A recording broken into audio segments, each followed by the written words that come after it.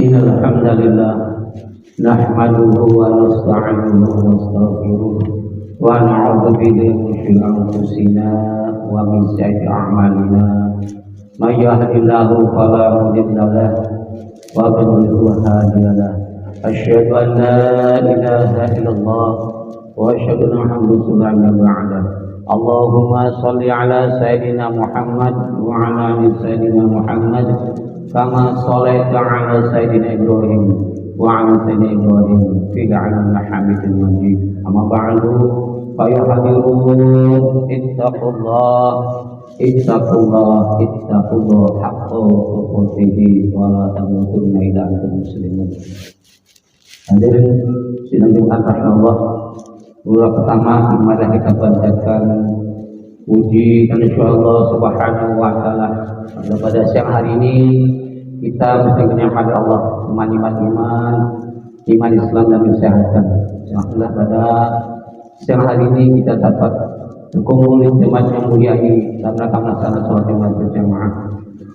Sallallahu kepada junjungan baginda Rasulullah Sallallahu Alaihi Wasallam dan sebagian para kerabat, para sahabat serta para pengikutnya, termasuk kita secara mudah-mudahan tetap berikan kepada Allah sehingga dapat menjalankan sunnah-sunnah dari baginda Rasulullah Sallallahu Alaihi Wasallam. Alhamdulillah, seluruh hati berwasiat pertama saya pribadi semuanya pada hadir malaik kita senantiasa menekan iman dan takwa kita kepada Allah Subhanahu wa Ta'ala seraya dengan menjalankan perintahnya dan menjauhi segala larangannya. Karena dengan iman dan takwa ini merupakan manifestasi perwujudan sesungguhnya pada yang tadi berbanyak 5 kenikmatan yang tiada hitung dari Allah Subhanahu wa Ta'ala. Dengan iman dan takwa ini mudah-mudahan kita berikan hidayah inayah maghfirah dari Allah Subhanahu wa Ta'ala. Alhamdulillah, tidak terasa pada hari ini kita telah menginjak pada bulan Syawal, tepatnya tanggal 7 Syawal. Tidak terasa baru rasanya kemarin kita datang menyapa bulan Ramadan, tapi kita hari ini 1 minggu telah melepaskan kepergian Ramadan dengan kepedihan hati. Mungkin Ramadan akan kembali pada tahun depan, karena tapi Allah belum tentu berikan umur kita panjang sehingga dapat bertemu pada bulan Ramadan tahun yang akan datang. Sungguh beruntung bagi mereka orang-orang yang dapat melaksanakan ibadah di bulan suci Ramadan yang dengan iman dan takwa kepada Allah SWT seraya merapih Allah. Sungguh berbahagia orang yang menghidupkan malam Ramadan dengan berbagai ibadah dengan dilandasi iman dan niat kepada Allah Subhanahu wa Ta'ala, dan sungguh jujur orang yang menghidupkan malam Lailatul Qadar dan biasanya karena niat semata kepada Allah Subhanahu wa Ta'ala. Alhamdulillah, hari-hari yang indah bersama Al-Quran di bulan Ramadan. Jangan sekali-kali kita beramal melupakan untuk membaca Al-Quran di bulan-bulan yang akan datang. Begitu pula sampai Ramadan jangan hentikan hari-hari yang indah saat kita selalu mendatangi masjid di bulan Ramadan. Maka sampai Ramadan jangan kita tinggalkan. Begitu pula hari yang indah sewaktu kita berusaha untuk menghiasi diri dengan akhlakul karimah di bulan Ramadan. Maka selepas Ramadan jangan sampai kita nodai dengan keburukan, di mana sebaik-baiknya keberagaman seseorang adalah yang istiqomah, yang senantiasa selalu dilaksanakan selama-lamanya. Diuraikan sebuah hadis dari Aisyah radhiyallahu anha, Rasulullah baginda bersabda, "Kana habbu dini ilahi ma dawama alaihi sahibuhu." Artinya perilaku keberagaman seseorang yang paling dicintai oleh Nabi Muhammad adalah istiqomah dan senantiasa dilestarikan selamanya. Jangan sampai pelajaran-pelajaran berharga yang kita petik dari darasah Ramadan tidak terlihat bekasnya selepas Ramadan, dan jangan sampai kita menjadi seperti perempuan yang meminal benang kemudian menguraikan kembali. Wala takunu kalati naqadat ghuslaha min ba'di quwwati angkasa. Artinya, jangan-jangan engkau kalian seperti seorang perempuan yang menguraikan benangnya setelah dipintal dengan kuat menjadi bercerai-berai kembali. Hadirin rahimakumullah, para ulama mengatakan bahwa salah satu tanda diterimanya amal di Ramadan adalah manakala setelah Ramadan amal itu akan menampak pada dirinya tetap semangat melakukan berbagai kebaikan setelah meninggalkan Ramadan, maka ibadah lainnya sama tetap diterima Allah Subhanahu wa taala. Ini pertanda bahwa amalannya diterima Allah Subhanahu wa taala. Kalau kebiasaan di Ramadan, kebaikan, semua ibadah-ibadah tetap dilaksanakan pada bulan-bulan yang akan datang. Justru kita diuji, apakah Ramadan selama kita ibadah membekas pada diri kita sehingga kita istiqomah dalam melaksanakan kegiatan keamalan di bulan Ramadan. Hadiratullah, setelah kita menempa diri di madrasah Ramadan, maka semestinya hati kita terasa bersih dari penyakit-penyakit hati yang membahayakan, di mana diri kita terbiasa melakukan berbagai ketaatan dan kebaikan. Keimanan kita semakin kokoh tak tergoyahkan. Mudah-mudahan madrasah Ramadan ini menjadi dosa-dosa kita diampuni Allah Subhanahu wa taala. Kebaikan kita semakin bertambah, derajat kita semakin tinggi, dan kita dibebaskan dari api neraka, sehingga kita mendapat la'allakum tattaqun, orang-orang yang bertakwa kepada Allah Subhanahu wa taala.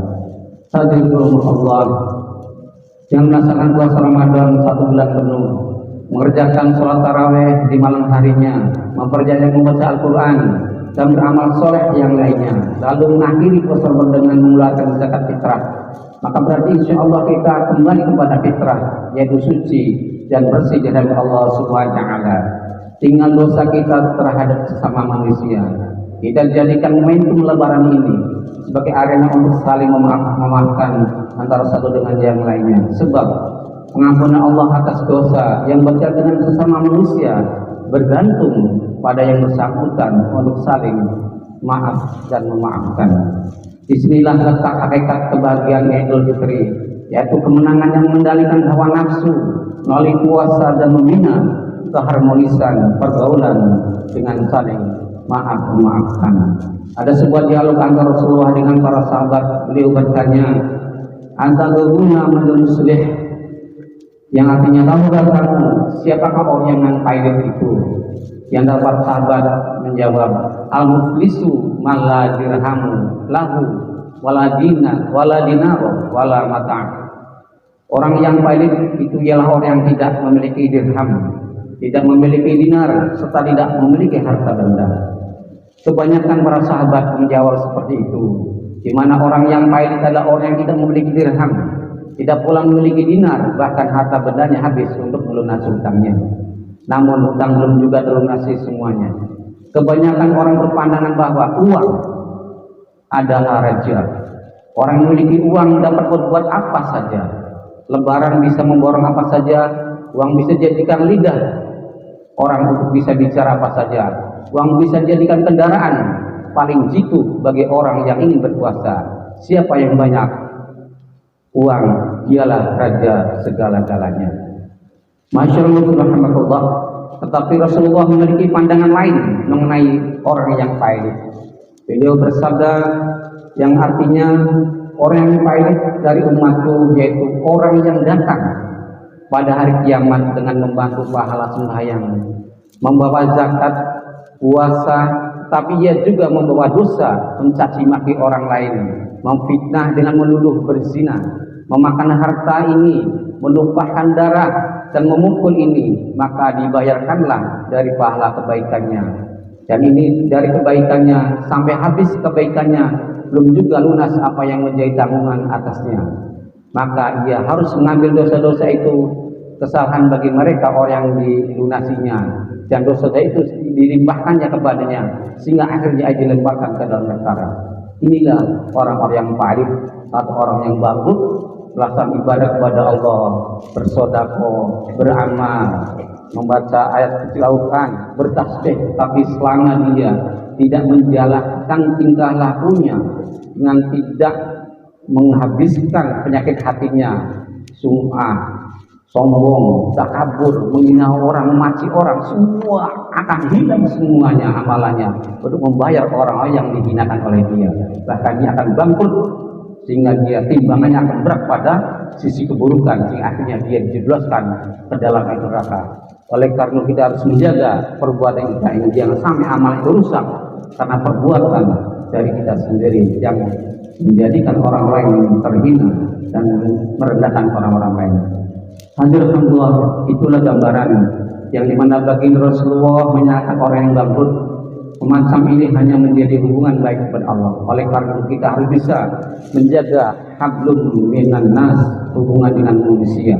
Inilah orang-orang yang nanti akan beruntung manakala dia menjaga perbuatannya, perkataannya, sehingga dalam beramal dan ibadahnya dia bermanfaat bagi sesamanya. Hadirin Allah, jika itu sudah kita lakukan, maka tugas kita pas Ramadan misalnya adalah menjaga semangat Ramadan dalam kehidupan kita sehari-hari di luar Ramadan, terutama di bulan 11 bulan yang akan datang. Pelaksanaan ibadah puasa yang berhasil akan membentuk jiwa dan gaya hidup pelakunya sesuai Ramadan. 1 bulan Ramadan mewarnai dan menjauhi 11 bulan yang akan datang. Jangan sampai terjadi begitu Ramadan keluar kita teriak merdeka. Pengendalian diri dari hawa nafsu yang telah terbina selama Ramadan harus meresap dan mewarnai kehidupan sehari-hari pas Ramadan. Pengendalian diri hawa nafsu saat berpuasa harus tetap dikendalikan dan dipertahankan meskipun saat berbuka tiba. Tidak seperti balas dendam dengan mengkonsumsi berbagai jenis makanan dan mempertaruhkan selera melebihi kepatutan di saat berbuka di hari di luar Ramadan. Pelajaran yang berharga dapat kita ambil bahwa pengendalian diri harus tetap kita pertahankan dalam situasi dan kondisi apapun. Ketika kita memiliki posisi dan peluang untuk berkorupsi, teriak gayang korupsi. Tapi ketika memiliki posisi dan peluang untuk berbuat korupsi, tidak teriak gayang korupsi. Ketika kesanggupan merawat pengendalian diri akan melahirkan realitas di mana banyak orang yang bisa menemui dengan baik, tetapi sedikit yang bisa melanjutkan dan mengakhiri dengan baik pula. Misalnya seseorang yang dilahirkan sebagai santri, dibesarkan di tengah keluarga santri, dididik secara santri, tapi begitu menginjak remaja ia merantau ke kota, terkena angin kota, lalu tenggelam dalam kesibukan maksiat dan dosa kepada Allah Subhanahu wa taala.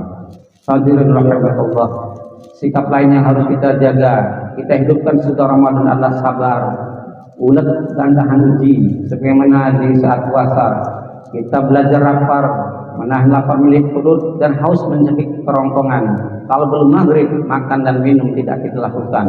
Kita dilatih untuk bersabar sehingga kita tidak larut dalam kenyataan hidup sehari-hari di mana banyak orang ingin cepat kaya namun tidak setia pada proses dan hanya berorientasi pada hasil. Akibatnya dia ambil jalan pintas dengan menghalalkan segala cara, ingin cepat naik pangkat tapi tidak sabar. Dia jilat atasan dan injak bawahan, sikut kanan dan sikut kiri. Tidak peduli teman jadi lawan dan lawan jadi teman. Yang penting pangkatnya cepat naik. Kehidupan ini bagaikan roda berputar yang hanya menunggu giliran. Ada saat datang, ada saat pergi, ada yang lahir, ada yang mati. Hari ini kita mungkin kaya, tapi besok bisa jadi kita miskin. Hari ini berpegang peran, mungkin besok dibebaskan dari tugasnya. Allah berfirman, wa tilkal ayyamu nudawiluha bainan nas, yang artinya dan masa kejayaan dan kehancuran itu kami pergilirkan di antara mereka manusia agar mereka mendapat pelajaran. Quran surah Al-Imran ayat 190. Alhamdulillah, karena itu benar kata orang tua zaman dahulu, jika sehat harus ingat sakit, jika kaya harus ingat miskin. Jika kita tidak ingat hal-hal seperti ini, akibatnya kita akan jadi Fir'aun kecil. Kalau kaya akan berusaha sekuat tenaga dengan segala cara agar tidak jatuh miskin dan tidak mau berbagi dengan saudara-saudaranya. Kita yang membutuhkan, yang punya kedudukan berusaha mampunya akal dan melakukan berbagai rekayasa untuk mempertahankan kemapanan kekuasaannya. Oleh karena itu, sabar, ulet, tahan uji, tidak mudah putus asa, lapang dada, luas pandangan dan berprangsa baik kepada Allah harus menyatu dalam sikap hidup kita sehari-hari. Rasulullah bersabda yang artinya adalah mengagungkan keadaan orang mukmin. Sesungguhnya segala urusan baginya adalah sebuah kebaikan, dan yang demikian itu tidak terjadi pada seorang pun selain orang mukmin. Jika mendapatkan nikmat dia bersyukur, maka syukur itu adalah kebaikan baginya, dan bila menderita kesusahan ia sabar, maka sabar itu adalah kebaikan baginya. Hadirin rahimakumullah, terakhir, sikap mental yang harus kita lestarikan dari ibadah Ramadan adalah sifat ikhlas, berbuat tanpa pamrih.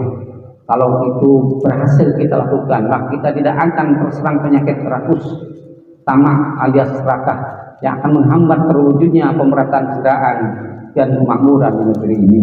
Oleh karena itu, marilah kita rayakan Idul Fitri dengan halal bihalal, bersilaturahmi, dan tetap menjaga semangat Ramadan untuk kita terapkan dalam kehidupan di luar bulan Ramadan.